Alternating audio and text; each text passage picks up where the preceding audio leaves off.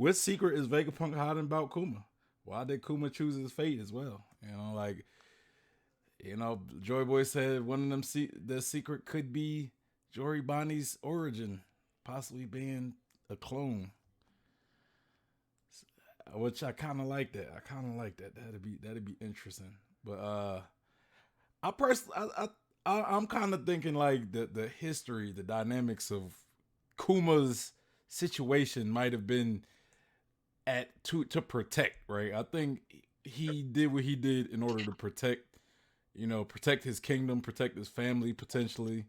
You know, we know he was a king, but then somehow he ended up becoming a warlord. So it's like, how do you fall from? Well, he was a king, then he went to the revolutionaries, and then he became a warlord. So it's like, how do you fall from grace, right? How do you go from a king to a criminal to a government lapdog, right? So, you know, that's something I think we're definitely going to see in this upcoming flashback.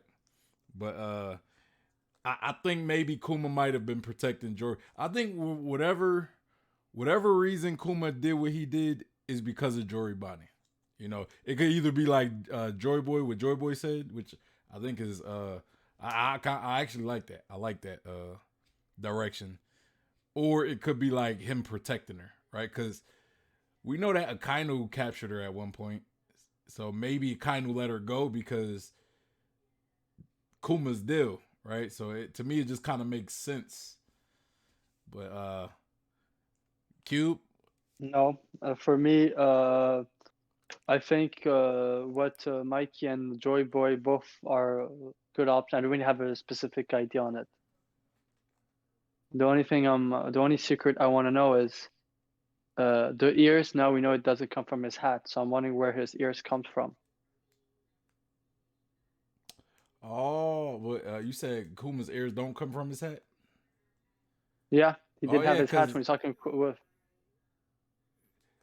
Great catch. I didn't even notice I that. did. That's I so didn't catch that. funny. I didn't. He still Oh got my those god. ears though. Yeah, he has the bear ears when he talks to Vegapunk, if I remember correctly. I don't need to go. Yeah, he did. He definitely does. Is that Yeah, just from his devil fruit though?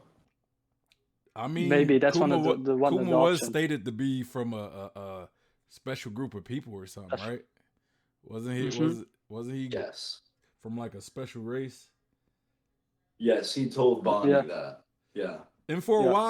for a while, I thought maybe when they said he could have been a special race, I kind of thought maybe more of a bloodline thing, more of like, because when we look at Kuma in the flashback, he kind of remind me of King Rico a little bit. Uh, or is it Rico? Or no, Cobra, Cobra. King Cobra. You were talking, yeah, Cobra. Yeah, Cobra, Cobra. Cobra. Yes, I agree. Him and Lucci. Like, I'm starting to think like Cobra had like his ethnicity or something, right? Because Kuma kind of looked like Cobra. Like they might share the same ethnicity. Uh, they all come from like a special race or something. You know what I mean? Like Cobra, possibly Rob Lucci. Rob Lucci looked more like Cobra than Kuma. But Kuma has like he kind of has like he has that look that Cobra has. Like they could be from the same race. So Especially in there's one panel, it's when Bonnie first reveals to just the reader that she is Kuma's kid, where he's like tossing a little kid of her up in the air in her like memory. He looks just like Cobra in that panel. And it does you brought up the Lucci thing last stream. You're so right. I wonder what the correlation is there between like Oda stylizing them so similarly. yeah, I mean, think like here's how I see it. Right, we know that it was stated that Kuma has like a special origin. Right, we also know that Cobra like the Nefertiti family comes from like they come from the 20 kingdoms. So if they are connected, like racially connected, right? Maybe they all come from the same group of people, which that could Hmm. be why would make Kuma special. Now I don't know Now the one thing that I would say is a pushback that's going in my brain right now that Q brought up was Kuma's ears, right? Cobra doesn't have Yeah. those ears as far as we know. He doesn't have no bear looking ears. Yeah. So, and why doesn't Jory Bonnie have it? Well, I mean, maybe because she's a clone, because she don't look exactly like Kuma, but like Kuma looked like he could be Egyptian or something, and then Jory Bonnie looks just like a normal white girl with pink hair, So, that might actually speak to Jory Bonnie being a clone, but yeah, just saying. Joy Boy. I'm just I being think the honest. whole man. like them sharing the same race is interesting, and I think it even might tie back into like Blackbeard potentially, because I mean we know he's not normal, Yeah. and that was like kind of my first thought when like the special race thing like got revealed through Bonnie, I mean, because they have Blackbeard. similar builds. Yeah, Blackbeard is he's like a little darker than Kuma and Cobra, but like not that much darker, right? Mm-hmm. Like he could still share he could still have that blood in his like that Nefertiti blood or something, or that Kuma. Maybe Kuma's and when you think about it, Kuma was a king just like Cobra as well. Mm-hmm. So they could share like a royal bloodline. You know what I mean? Like that would make sense to me. And maybe Rob Lucci's part of that as well, but maybe he kind of, like he was an orphan, like and became vulnerable just to become a tool for the royal government. Mm-hmm. Damn. Okay. Possibly. Yeah. Like, because maybe his family wasn't around, so he didn't have nobody. So But I mean, Blackbeard was the same way. He just went the opposite direction and became a pirate. Man, Oda could be giving us there could be another race that we that's been right in front of our eyes this whole time. Race of Lunarians, orphan maybe? children. Lunarian maybe. Because Lunarians tend to be a lot darker hue than most characters, right? Like just a tad bit darker. Cobra, Kuma, they're a little darker than most characters. Maybe not so much Rob Lucci, but yeah. Cube, did you get a chance to speak your piece, Cube? Well, the whole heritage thing with the Lunarian and the thing, and not open this can of worms. You know how I can get, so I have nothing else to add. Yeah, we that is a whole can of worms. All right, so all right, moving on. To the best part. So Cube, I don't think this is gonna be the best part, but this is the part that, I don't think you brought this up, Cube. I might have to give the props to Joy Boy on this one. I mean, this might be a dub for Joy Boy, right? And that Which is one? Left and right. and that is Kuma. Is he connected with the Iron Giant? Because that's Joy Boy for sure. He's for sure, definitely 100% following. He definitely seemed like he's following the programming, or he's on the same track that we seen the Iron Giant when he climbed up Mary Joa, and which I don't get. I wonder if Kuma could repel himself up, right? Like, why couldn't he just repel himself up to the top of the red line? I mean, yeah, but if Oda is going for that connection, it would make more sense to show him climbing. Yeah, that's true. That is true. So, I mean, because I don't see why it could, I wouldn't see why, it couldn't be possible that Vegapunk put some of the programming, he maybe the Iron Giant was kind of the motivation behind the Pacifista, right?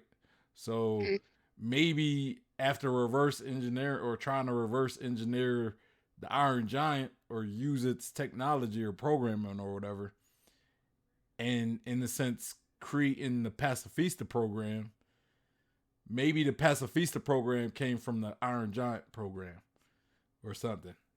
So for me, I'm gonna go with what Joy Boy said back in the giving props because he was the only one talking about that. That I think, and I think it has to be connected to whatever is that national treasure, or there's something inside it. And I think the reason why he's also climbing it is that I think the red line is literally around the thing he's trying to get into it. So I think he tried to go through it, tried to go into it, got blocked, and so the only way to get it is to go on top of it, since he cannot go underwater. I think it's smack. He's right, like he might be like 20 meters away from it, but he's blocked because of the red line.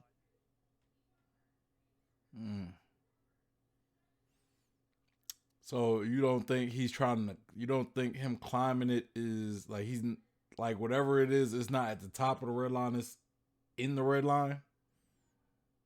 Like yeah, I think the red line is like blocking it, or we don't know if inside it there are passage in the red line, and there's one area where it's that's where he's trying to get into it. Yeah. And you think the Iron Giant, that was the same thing with the Iron Giant, possibly? Yeah, I think so. I think there was something that I think whatever they did, the world government, to take Marijoa, I think there's a reason why they took Marijoa and not took another land and made their own land. I think there's a reason. There's something in Marijoa, national treasure, eternal flame. I don't know what it is, but I think it could. When we talk about what's in the red line, we know that part a good portion of the Eve tree is in the red line. Yeah. You know. What if I don't know. Maybe it's a whole thing.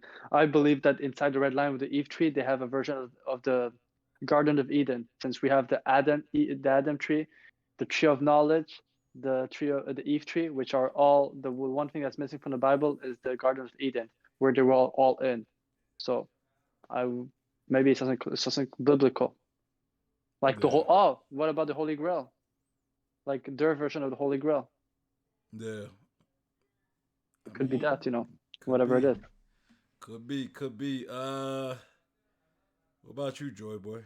Like you got like, cause this was your brainchild right here. This was you the one who brought up the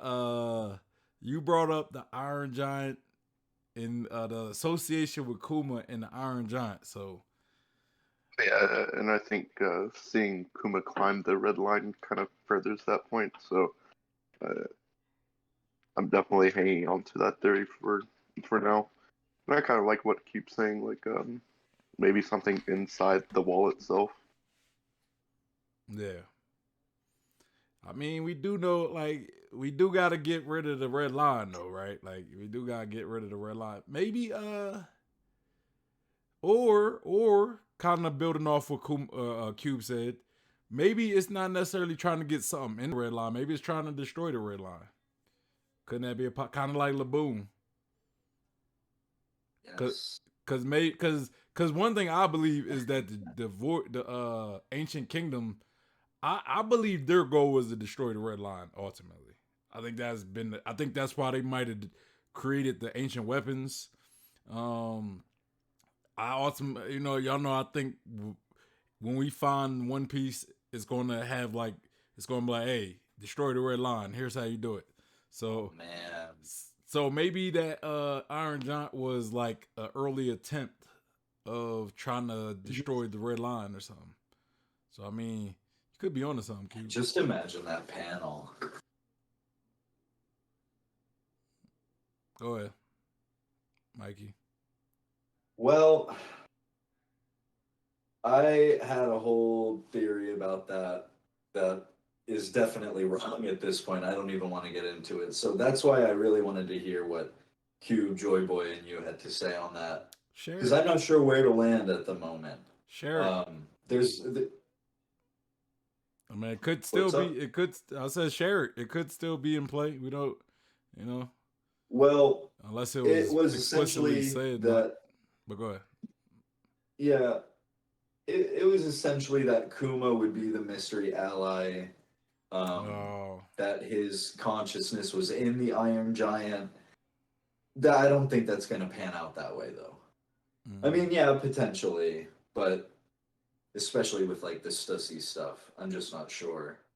I definitely see the parallels, and I want to know more about how the Fishman civil rights plays into that. That was like a weird little highlight that's been gnawing at the back of my head was what was the Facts. convergence between those two events occurring at that point in time. I Why did mean, it conk out? no, go ahead, go ahead, go ahead. I'm sorry. Go ahead.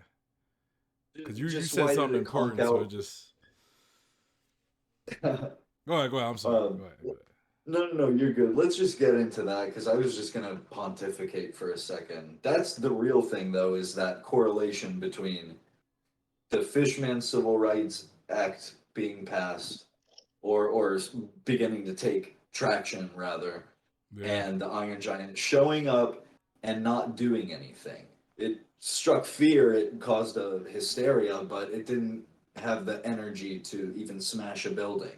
yeah.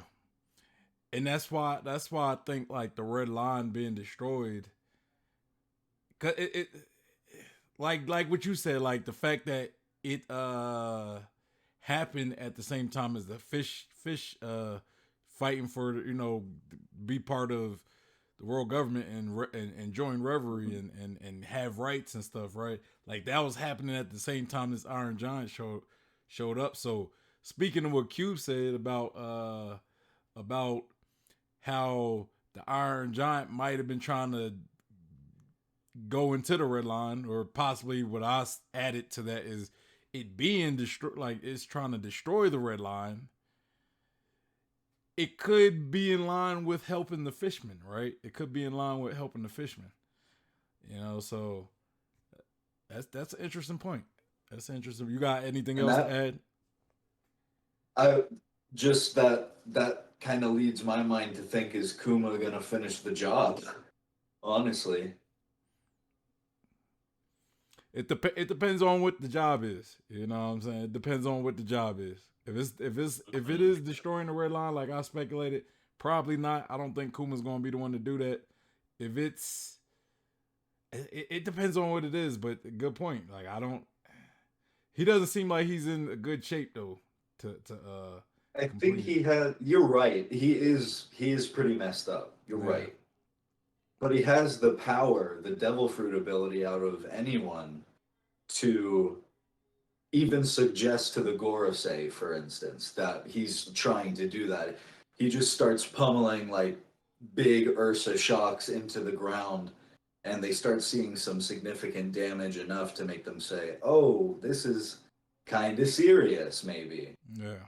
And then maybe that would be the climax in the final war is, if it is the ancient weapons like you say, really like that idea, seeing them bring it down and finish his work. Then I'm not sure Yeah. ultimately, I, but very I, cool, very interesting. Go ahead, I Cube. might have an idea actually.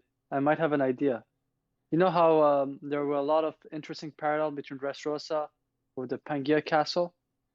Hmm. And if I remember correctly, the moment as the charade of the Flamingo's empire was when Sabo broke a hole into the arena and literally showed the underground. And we know in Marineford and in Paldown, there are underground tunnels. So what if whatever is there is like the source of all of their power, slaves, or I don't know what it is, what they're actually hiding. And I think Kuma wants to break it all down. Similar how Sabo destroyed another revolutionary, made the hole and broke Yeah. apart the Colosseum so that everybody could fall and can see. And that's when people found out about the Smile Factory and the slaves being there. Yeah. I mean, Maybe look, it could be something man. similar. It's so many It's awesome. possibilities. Joy Boy. Yeah, that's crazy. I mean, do you got anything to add, Joy Boy, or Nah, not on nah?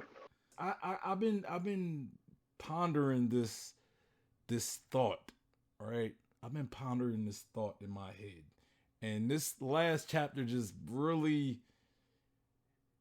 made me think the possibilities of it being true. And that is this idea. I want to get your guys' idea, right? I want to get your guys' opinion that Kuma is responsible for splitting Vegapunk into these satellites. like maybe Kuma using his ability was able to take or repel a piece of Vegapunk and allowing Vegapunk to install himself into these clone slash androids, right? What are your guys' thoughts? Who wants to take that first? Cube? No, Cube usually. Or Yeah, let's go. let's go, So I'm Cube. happy. Wait 2 seconds. I'm going to head out of the room, or else is it going to be an echo? Okay, perfect. So You're good. my whole thing is that I think it's Kuma, but again, I have this whole headcanon that I believe when Law was young, he met Vegapunk, who taught him how to use his fruit, and I do believe that it's a mix between Law's fruit and Kuma's fruit, with his brain fruit to know how to use it. Yeah, my pushback with Law is just you have to make that happen to make sense, right? Like you gotta somehow we gotta like we gotta somehow Law managed to meet where Kuma. For me, it makes sense with Kuma because we know how Kuma's ability works, and we know that Kuma works closely with Vegapunk. You know what I'm saying? Law, we don't know if Law even ever met Vegapunk. It's like I said, the one thing that put it is literally the plague doctor mask that Lilith was holding, and the plague doctor mask were doctors whose job was to find people who had sickness like Law, and Law had the opeonomy in the hopes to learn how to use his fruit to cure himself from that disease. That's why I do think that maybe when he was young, I'm not saying that he became Vegapunk's guy, but I think he got something out of it, like maybe some information of Law's Del fruit, and then he was able to mix it with Kuma's Del fruit to do what he was able to do.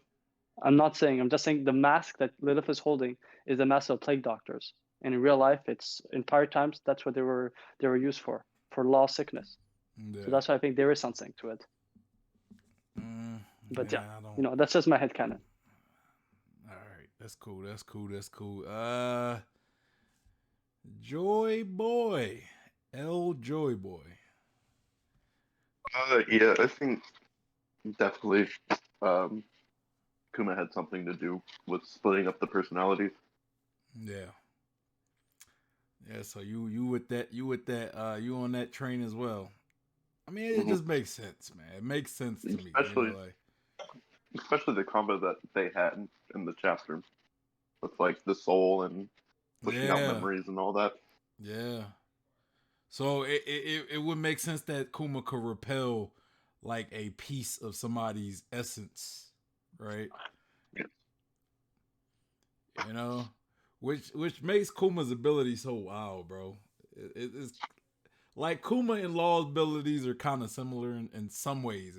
I'm not saying like like kind of going off the idea that where devil fruits have like there's devil fruits that are like just superior devil fruits than like certain other devil fruits. I would probably put like Law, Kuma, and maybe Van Augur in kind of the same family of devil fruits as well. I don't know whose would be superior though, because it's like they're like that was a little tough. Maybe Van Augur's would be like the least superior. Maybe Law's would be like the most superior. Like I don't know. I think it's Kuma's because Kuma literally Oda explained that he could remove fatigue, tiredness. So it does give an advantage. Yeah. While Law's fruit is all about strong stamina. But with Kuma, you have strong stamina to use it. With Kuma, it's like he has to touch you though, right? He has to touch you. True. Which to me is kind of where where it's shortcoming compared to Law. Like Law could get you at a distance, and he could almost do almost anything Kuma could do, except he doesn't need to touch you. You know what I mean? And I think all of them, like they're, some of them are superior in certain areas, right? Like Van Augur could teleport, you know what I mean? And he probably doesn't have that. He does his limitations of how far he could teleport are probably, or his limitations on his teleportation is less than the other two. Because Kuma, his is an instant. Like Kuma's teleport, it's not really teleportation. It's like it's traveling. It's just fast traveling, right? Laws is like he could teleport, but not far, right? But Augur probably could teleport in an instant anywhere, So that's where Van Augur's fruit might shine the most. But and the thing about like the superiority, it may not necessarily mean like every devil fruit is necessarily superior. It's just like maybe there's more you could do, less limitations. And I'm like, I don't know. It's tough, because we don't really know too much about all these devil fruits. So, but what about you, Mikey? About the whole Vegapunk splitting himself with Kuma. I think at the least, I mean, I agree completely. At the least, he got the idea from Kuma's ability, that ability to get objects out of, or quote unquote objects out of you. Elements of evil, violence, greed. It makes me wonder how the satellites are gonna play out. Because I don't know if it's gonna go down the way I initially thought, which was kind of like it's a mad dash to the sunny. One satellite's kind of like sacrificing itself one after the other, and then Vegapunk still dies. It seems more like there's gonna be playing with how they are Vegapunk increasingly, especially through Lilith. I thought since we met Lilith, she would end up being a like kind of carrot companion that tags along for a while. And maybe all the other Vegapunks die or turncoat. I'm not sure. I'm definitely with you guys that Shaka is sus. But I just don't know enough about Kuma's ability to repel that sense or personality trait from someone to how it'll play with that, how Oda will play with that, the dangers that could come with that, and even like the moral ambiguity of Vegapunk, I would say. Yeah. I got a question for you. From what we've seen of Vegapunk so far, would you say that those aspects of being good, being evil, having greed, wisdom, do you think those are still present in him or now absent?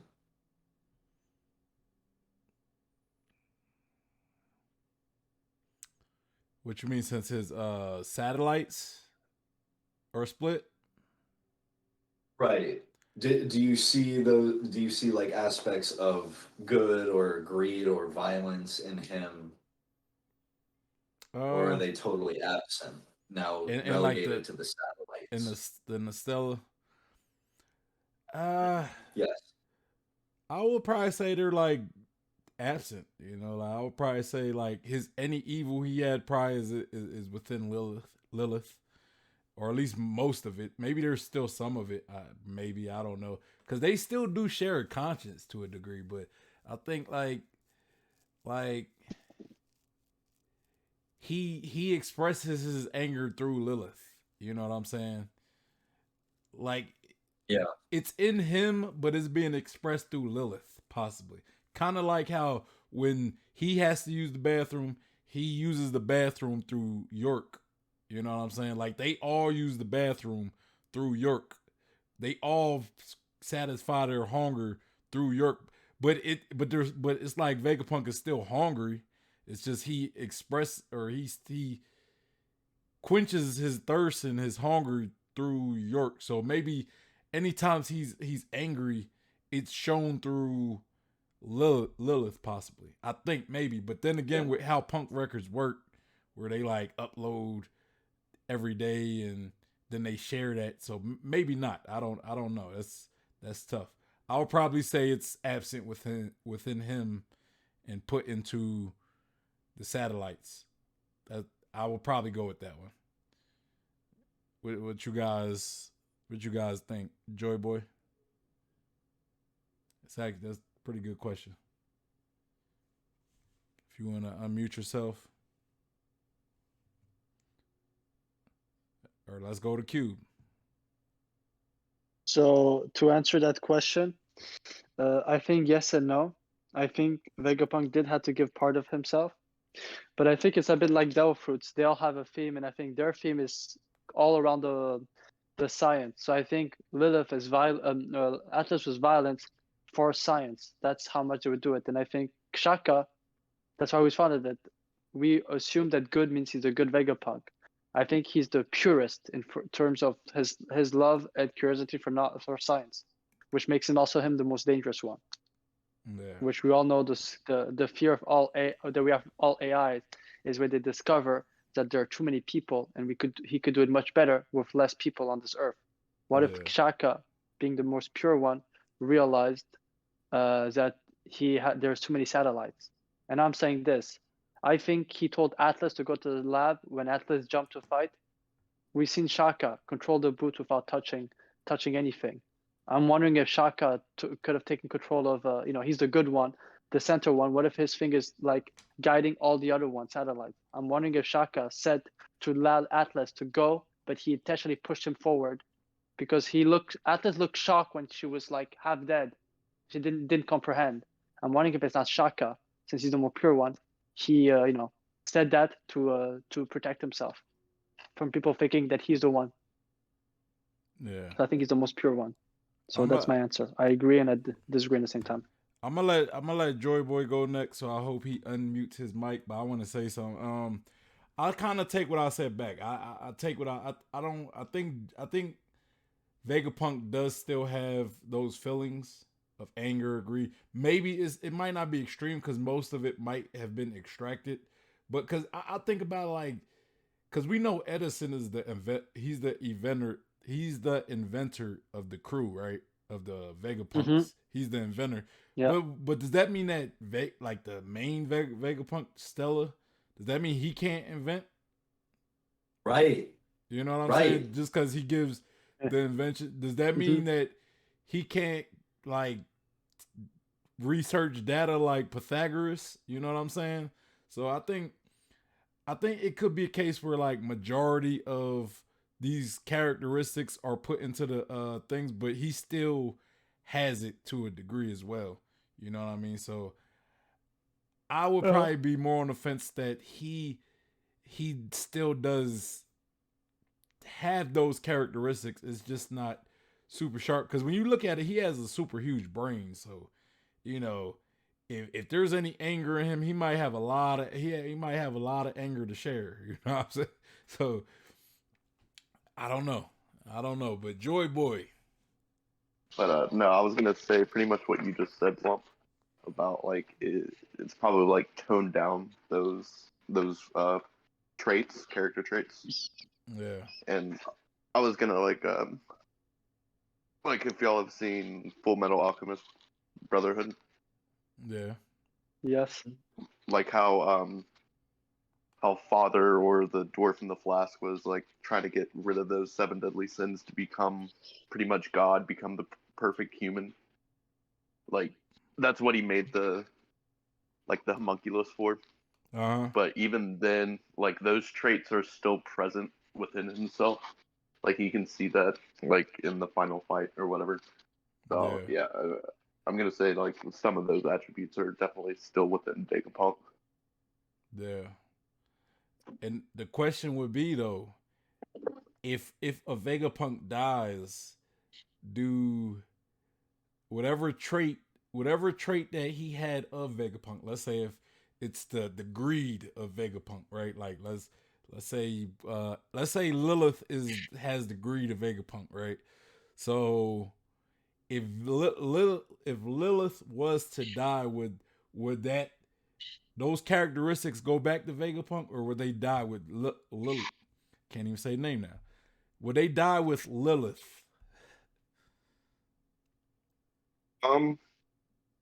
See, like because it kind of works different since they're all still kind of linked. through Vegapunk's brain. Because I mean, when But that's because I they guess had to Atlas sync. really isn't dead yet. Because I was gonna say like when what happened to Atlas, he didn't become more violent, but I guess she's still alive technically. So I'm not sure. Yeah, but I mean, but we know that they usually have to sync one time a day just so they could kind of share all, like, pretty much synchronize with each other. So if you don't sync, you know what I'm saying? Like, how do you pretty much reshare yourself with the other Vegapunks, you know? So